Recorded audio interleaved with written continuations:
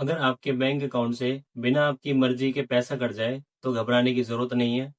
RBI का एक ऐसा रूल है जो आपका पूरा पैसा वापस दिला सकता है, पूरा 100%। हेलो दोस्तों, मैं हूं आपका बैंकिंग गाइड सिद्ध और आज मैं आपको सिंपल तरीके से बताने वाला हूं कि अनऑथराइज्ड ट्रांजैक्शन होने पर आपका पैसा कैसे वापस मिलता है। आरबीआई ने इसके लिए क्या रूल बनाया है और आपको कौन से स्टेप लेने चाहिए।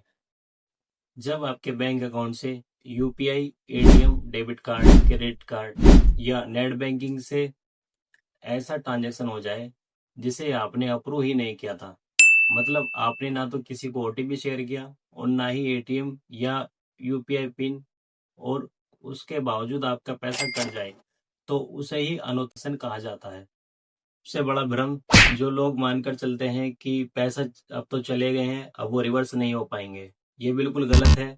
आरबीआई का रूल कहता है कि सही समय पर रिपोर्ट करने पर आपका पूरा पैसा वापस हो पाए। ही आपको फ्रॉड का पता चलता है तो सबसे पहले और सबसे जरूरी काम है तुरंत रिपोर्ट करना। बैंक के कस्टमर केयर पर कॉल करनी है। ध्यान रहे, कस्टमर केयर का नंबर केवल बैंक की ऑफिशियल वेबसाइट या फिर ब्रांच स्टाफ से ही लें। दूसरा, अगर आप नेट बैंकिंग या यूपीआई ऐप यूज करते हैं तो रिपोर्ट फ्रॉड ऑप्शन में डिटेल फिल कर सकते हैं। तीसरा ऑप्शन, नियरेस्ट ब्रांच में लिखित में कंप्लेंट कर सकते हैं और साथ ही साइबर क्राइम की हेल्पलाइन 1930 1930 पर भी आप कॉल करके इन्फॉर्म कर सकते हैं। और ध्यान दीजिए, आरबीआई के हिसाब से आपको 3 दिन के अंदर ही कंप्लेंट करनी होती है। अगर आपने 3 दिन में रिपोर्ट कर दिया तो आपकी लायबिलिटी 0 होगी, मतलब आपका पूरा पैसा वापस। आरबीआई के रूल के मुताबिक बैंक को 10 वर्किंग डेज के अंदर आपका पैसा आपके अकाउंट में रिवर्स करना ही पड़ेगा। ये बैंक की विश नहीं है, आरबीआई का बनाया हुआ लॉ है जो हर बैंक को फॉलो कर। अगर बैंक 10 दिनों में रिफंड नहीं करता है तो आपके पास ये स्ट्रॉन्ग ऑप्शन अवेलेबल होते हैं। नंबर 1, आप बैंकिंग ओम्बड्समैन में कंप्लेन कर सकते हैं। बैंक के नोडल ऑफिसर को कंप्लेन कर सकते हैं। आरबीआई के सीएमएस पोर्टल पर आप ग्रीवेंस फाइल कर सकते हैं। ऐसे केसेस में बैंक को एक्शन तुरंत लेना होता है, क्योंकि डिले करने पर बैंक को पेनल्टी भरनी पड़ती है।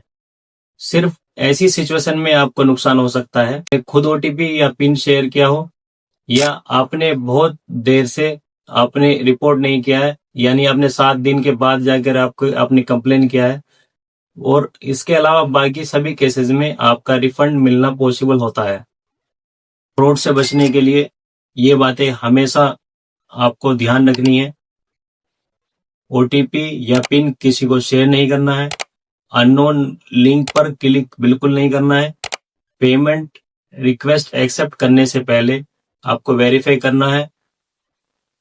और स्क्रीन शेयरिंग ऐप जो होते हैं उनसे दूर रहना है, उनको अपने फोन में इंस्टॉल ही नहीं करना है। और सबसे इम्पोर्टेंट चीज होती है, बैंक कभी भी कॉल करके आपसे ओटीपी नहीं मांगता। अगर आपसे कोई ओटीपी कॉल करके मांगता है तो उसको नंबर को ब्लॉक कर दीजिएगा, उसकी कंप्लेन कीजिएगा। आप उससे ज्यादा इंटरेक्शन में नहीं जाएंगे। मुझे उम्मीद है ये जानकारी आपके लिए बेहद मददगार साबित होगी। इस वीडियो को अपने फैमिली मेंबर और फ्रेंड के साथ जरूर शेयर करें, क्योंकि बैंकिंग फ्रॉड किसी के साथ भी हो। चैनल को सब्सक्राइब करें, क्योंकि अगली वीडियो में मैं बताने वाला हूं यूपीआई से रिलेटेड फ्रॉड कैसे होते हैं और इनसे कैसे बचा जाए। तो बने रहें अगली वीडियो के लिए।